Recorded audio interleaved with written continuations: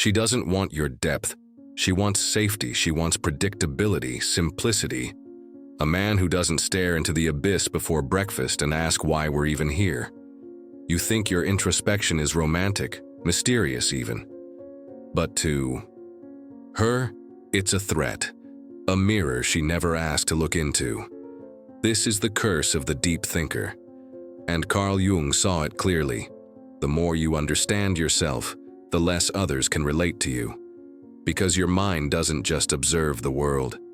It dissects it, unmasks it, challenges it. And people don't fall in love with truth, they fall in love with stories. But you're not a good story anymore.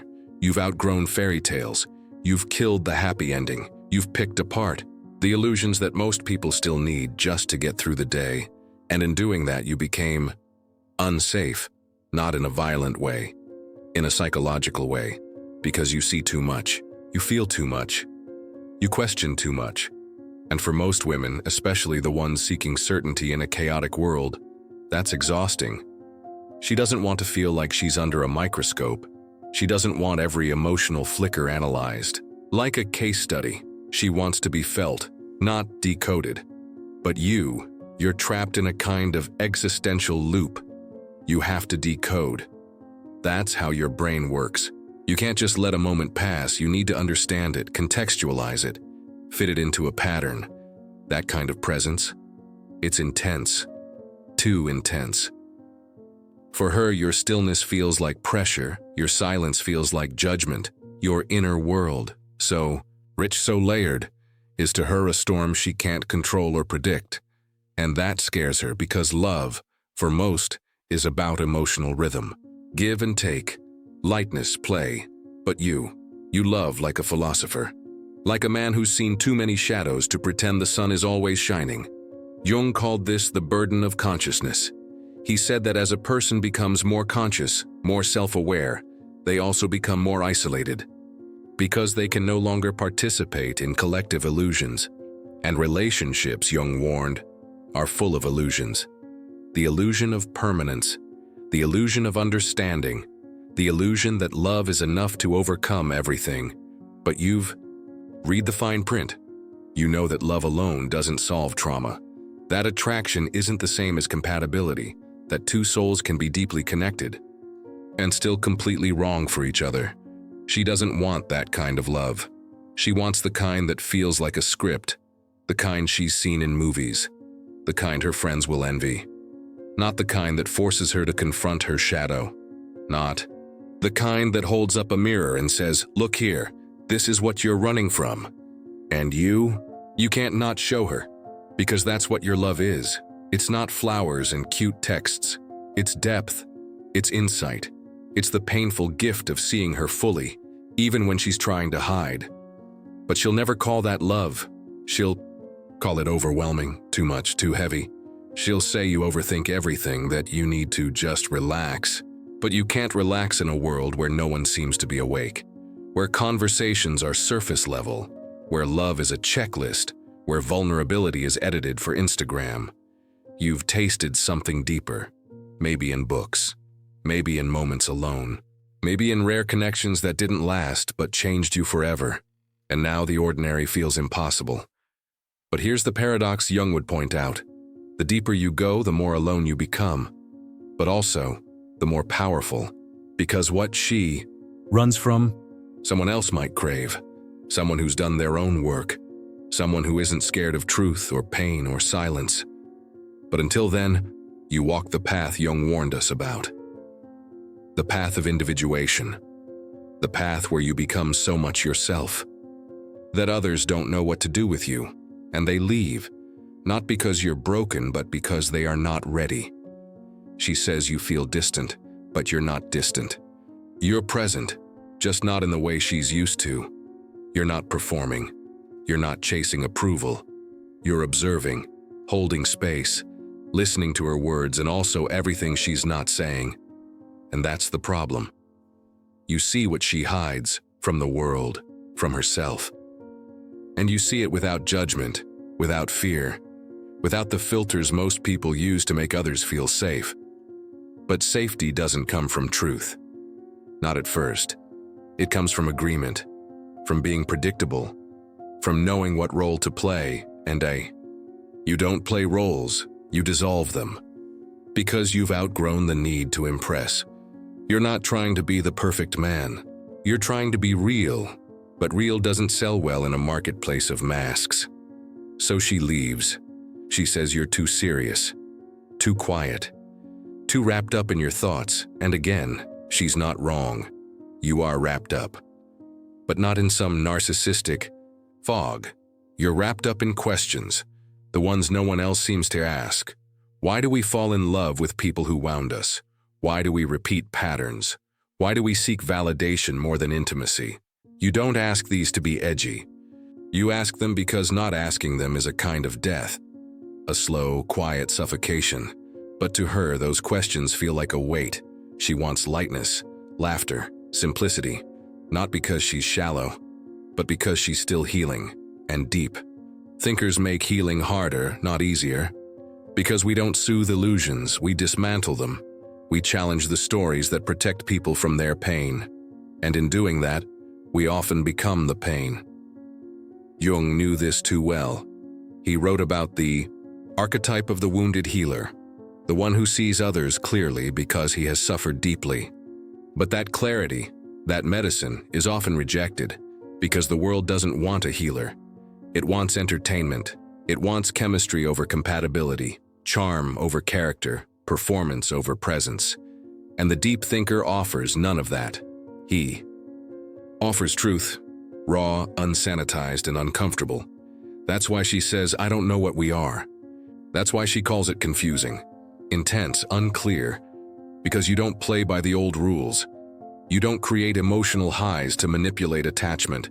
You don't promise a fantasy just to keep her close. You just are, present, awake, real. But in a world raised on dopamine and fairy tales, reality feels like rejection. She says you're hard to read.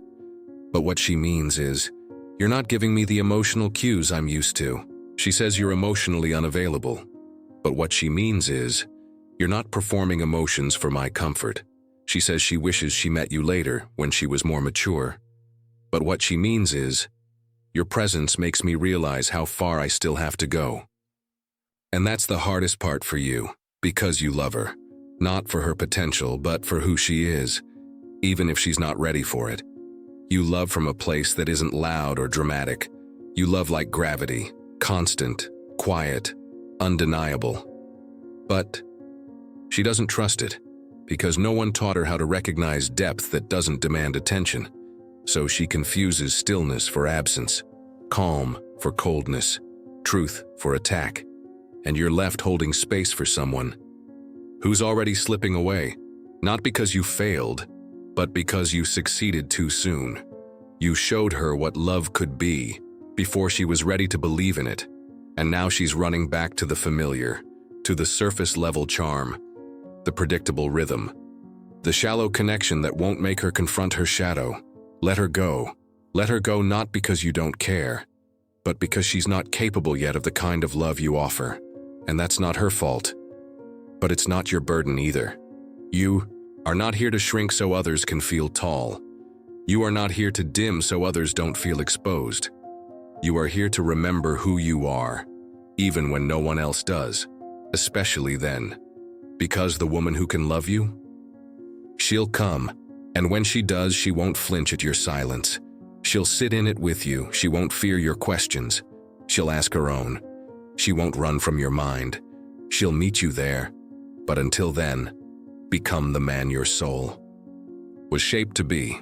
Not for her, not for approval, but because depth isn't a curse, it's a calling. And not everyone is meant to answer it. You think the problem is you. You replay the conversations. You wonder if you said too much or not enough.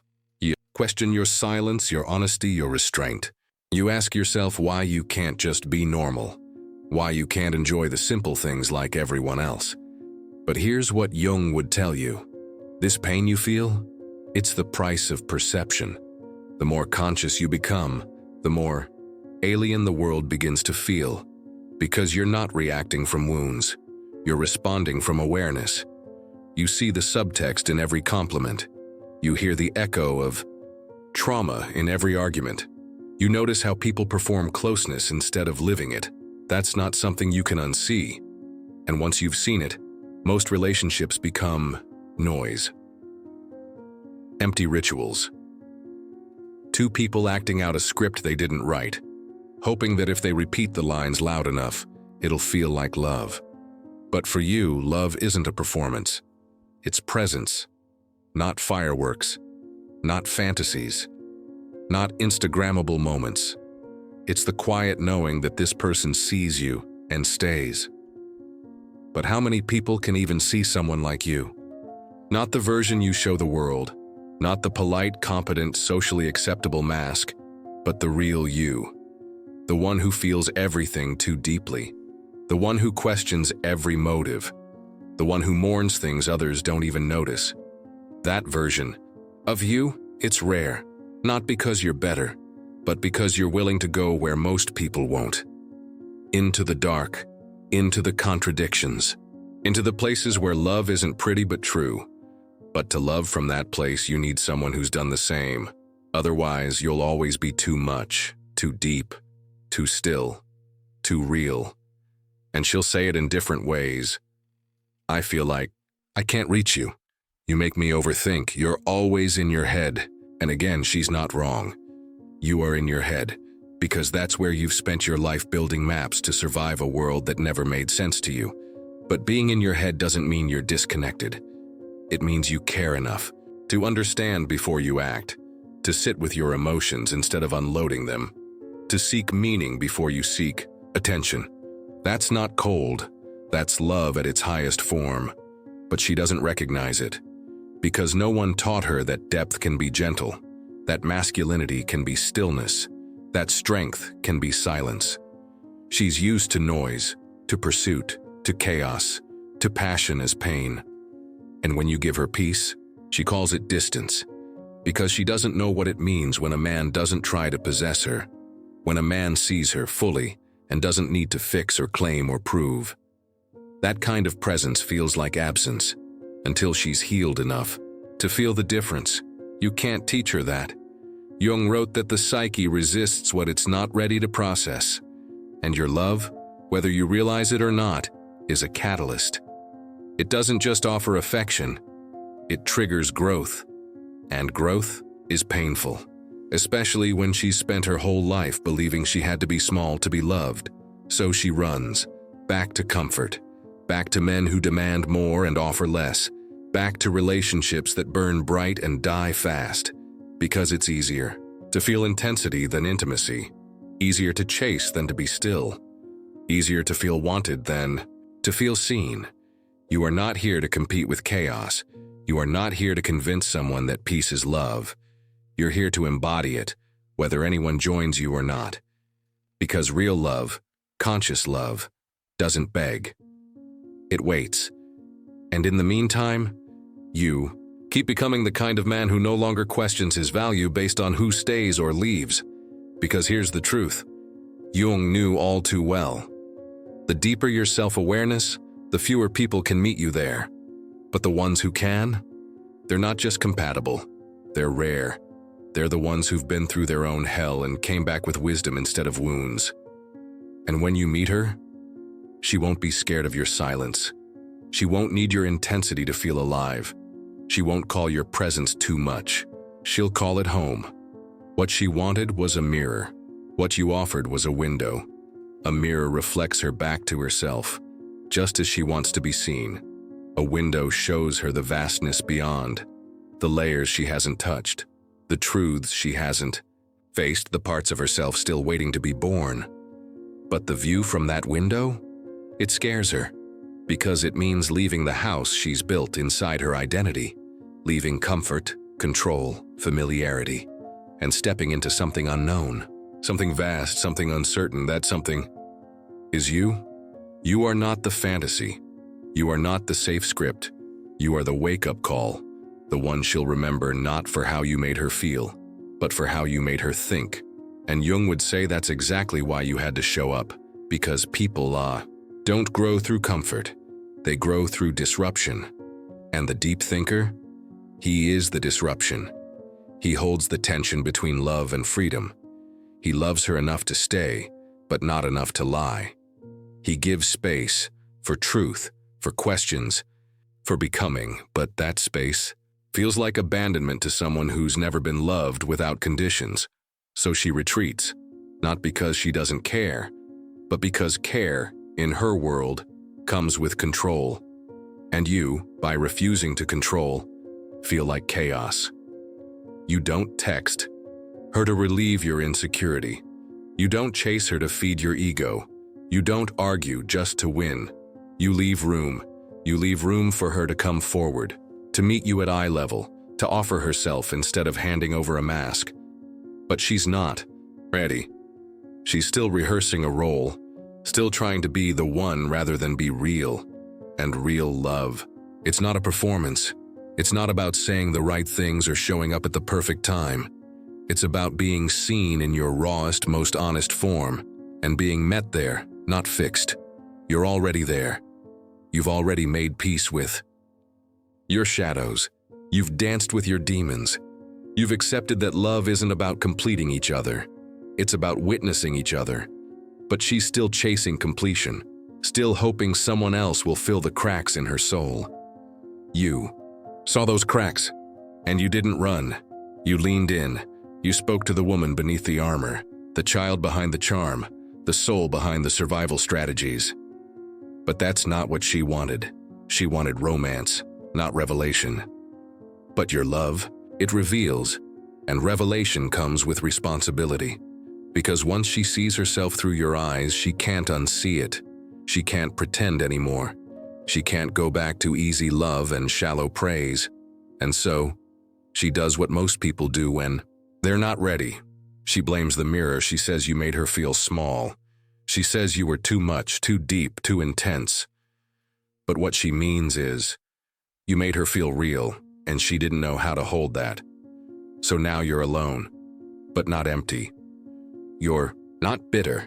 You're becoming. Jung called this process individuation, the sacred journey of becoming fully yourself. And it often begins in heartbreak, in being misunderstood, in loving someone who can't meet you where you are. Because that's how you realize you were never meant to be half a soul searching for a missing piece. You are a whole man, a thinker, a feeler, a mirror, a window.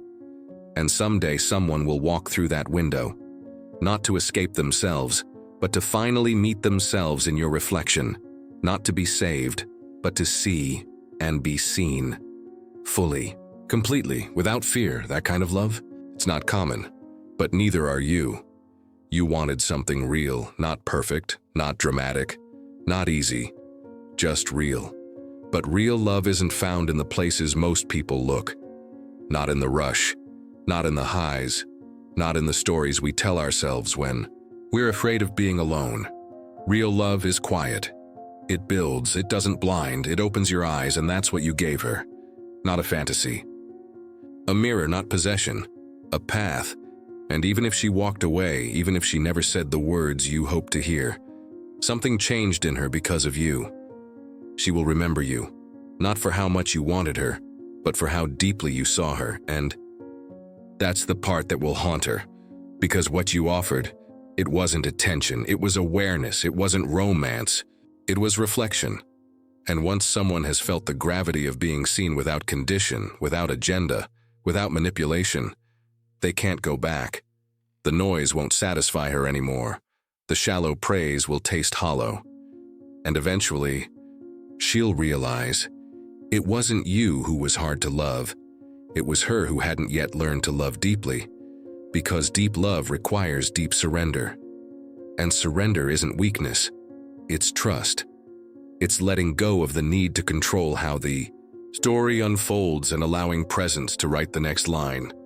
But most people don't trust presence. They trust patterns, even when those patterns hurt them, even when they leave them empty. And you broke that pattern.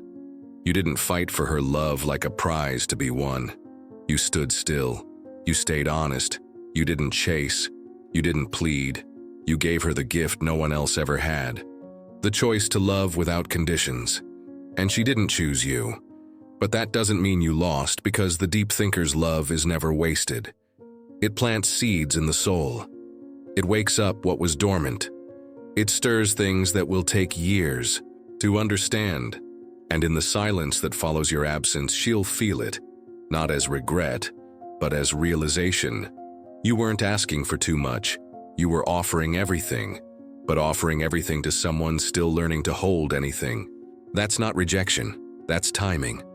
Jung said that loneliness doesn't come from being alone. It comes from being unable to communicate the things that seem important. That's the pain you carry, not isolation, but the ache of being untranslated. The ache of knowing that what you feel runs deeper than words, and yet you try anyway. You try to meet her in truth, not illusion. In clarity, not confusion. In presence, not performance. And though she couldn't stay, though she couldn't match that depth, your presence was still a message. Love doesn't have to hurt to be real. You were the pause in the chaos, the question in the certainty, the soft refusal to play a game that always ends in pretending. So don't regret the silence. Don't regret the stillness. Don't regret the love you gave, because somewhere someone is waking up to what you already know. That depth is not a burden, it's a blessing. That thoughtfulness is not a flaw, it's a form of love. And that the deep thinker, he's not broken, he's rare. And rare things are never easy to love, but once they are never forgotten.